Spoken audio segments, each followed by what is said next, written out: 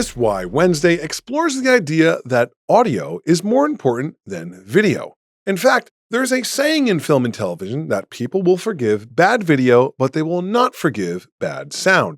And if you've worked in the industry for any amount of time, you know that that is accurate and true. So, why is that? Why does bad audio bother people more than bad visuals? First, let's talk about how we experience the world around us with our naked eye. Visually, things are imperfect all of the time. Things go in and out of focus, lighting changes, your eyes adjust constantly. Even with perfect 20/20 vision, the world doesn't look as perfectly lit, perfectly exposed with razor-sharp images as, say, 4K UHD video. So when video isn't perfect, when it's a little soft, it's a little underexposed, a little rough around the edges, your brain is actually pretty used to that experience. It accepts it. But sound doesn't work the same way. Our ears are much less forgiving.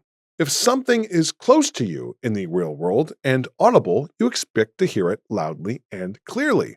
If it's far away, you expect it to be distant and muffled. So there's not a lot of gray area in the in-between when it comes to audio. So when dialogue is muddy, distorted, echoey, or hard to understand, when a subject is right-centered in camera, your brain immediately flags it as being wrong. And there's actually a science behind this. The human brain actually prioritizes audio for understanding meaning. Speech comprehension is one of the most important functions we have.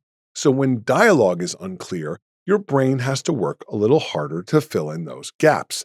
That's called cognitive strain. And when people feel that strain, they don't think, oh, the audio is just a little poor in quality. They actually get annoyed and agitated or disconnected, and they stop engaging. There's also something called the modality effect in psychology. It shows that people process spoken information and visual information very differently. But when it comes to understanding language, audio clarity is critical. So, if you can't clearly hear what is being said, the entire message starts to break down.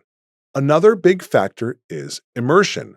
Bad video might look cheap, but bad sound just feels wrong. It pulls you out of the experience immediately.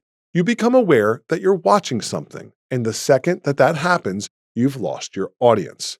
Think about it this way.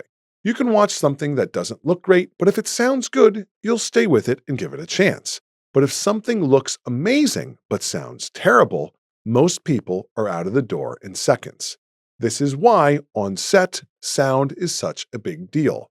It's why you have to have a dedicated sound mixer. It's why you monitor your audio constantly. It's why professionals will spend more time fixing audio issues than the visual ones.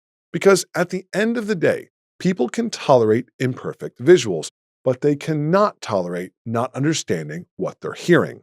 So, if you're working on a project and you have to prioritize one or the other, believe it or not, prioritize your sound.